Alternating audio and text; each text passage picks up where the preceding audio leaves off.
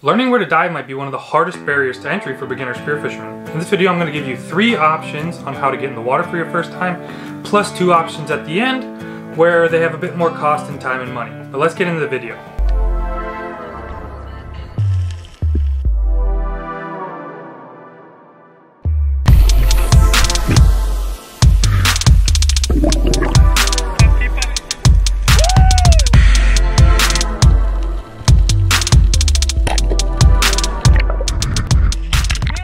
Now, as a beginner spearfisherman like me, I'm sure you had a ton of questions, and some of them might have been as easy as, where are the fish? Where do I dive? Who do I dive with?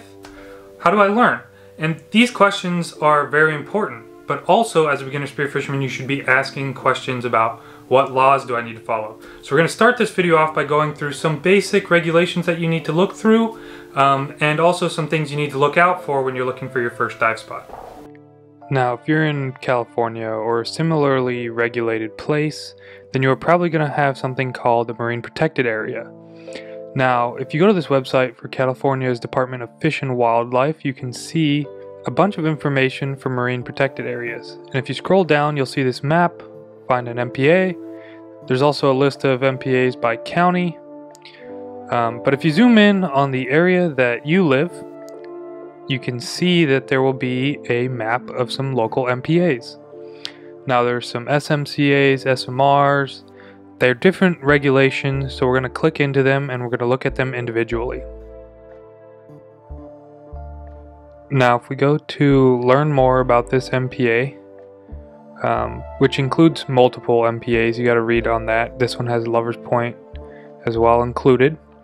We can scroll down and we can see some regulations. So this Lover's Point one is a no-take area. It's unlawful to take anything, even rocks.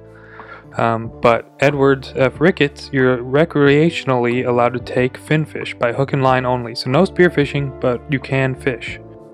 Now, if we were to take a look at another SMCA, this one at the Point Pacific Grove, and click learn more about it and scroll to the correct regulation area, we can see that this particular SMCA allows recreational take of finfish, period. So you can fish or spearfish within this SMCA.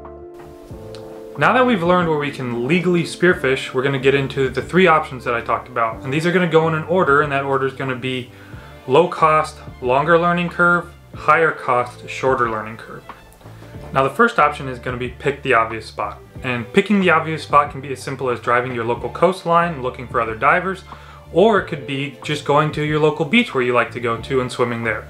Now, one thing that comes with picking the obvious spot is it's harder to find fish. And why is that? Because it's the obvious spot. Other divers are going to dive there, they're going to spook the fish, they're going to make the fish more wary, and they're going to take more of the fish. Just because it's the obvious spot though doesn't mean that you can't get fish there. A lot of the beaches here, at least in Monterey and also other places I've been, are really fishy. They might not have the most sought after fish species, but you can still get your first fish. We have a ton of perch, we have a ton of rockfish. You just have to spend time in the water and find the right place. Now, your second option, and also another free option, is to join local Facebook groups.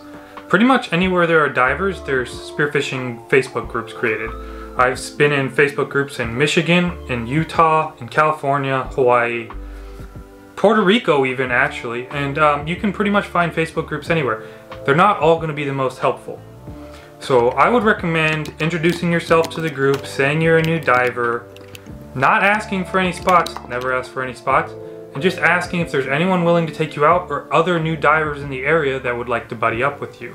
This is a good way to at least get someone to dive with you, or possibly even get an old, salty diver to help you out on your first dive or give you some hints as to where to go for your first time. Now, the third and final option of these 3 easy options I talked about is going to be joining a local dive club. Now, these dive clubs have varying degrees of activity. They also have varying focuses. Some of them are more free dive oriented, some of them are more scuba dive oriented, and some of them are purely spearfishing. But the good thing about these dive clubs is they have people that get in the water all the time. And that's what you need, is people to talk to about where the fish are. Whether they're free divers, spearfishermen, scuba divers, they've all been on reefs in the area. Unfortunately, dive clubs usually have dues, so this is not a free option, but dive clubs do give you an entryway into the diving community in your area, which can introduce you to new buddies, new spots, and hopefully better fish. One of the bonus options I'm going to talk about is taking a spearfishing course. In recent years, a lot of these freediving organizations have come out with spearfishing courses alongside them.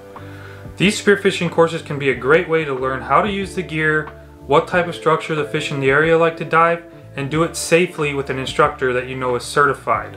Now, this is usually a lot more expensive, could cost you thousands of dollars, but if you're looking for a quick way in and a guided tour on how to spearfish in your local area, if you can find one of these spearfishing courses, especially one of the more affordable ones, then you might be in luck in getting a quick, fast track into the spearfishing world.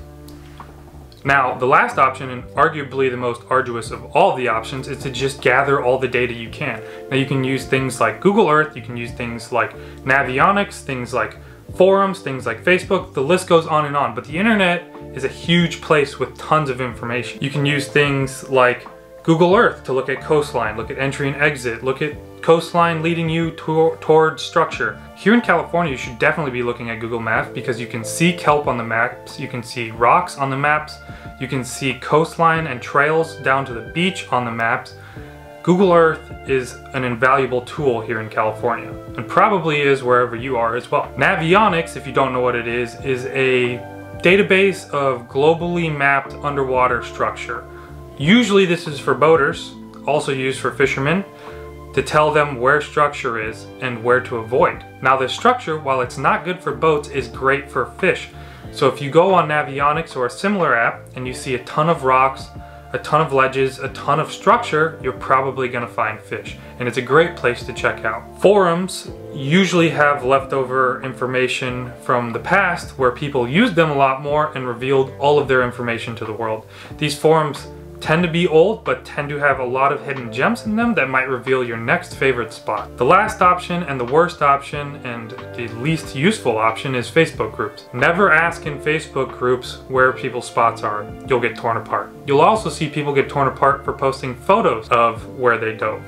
But you might find some old legacy leftover mistakes from other people where they revealed where they went diving, and that could give you an idea of where your next spot is gonna be. I hope this video helped you out and gave you an idea on where to find your first spot, or at least gave you some ideas on where to look for information on where to find your first spot.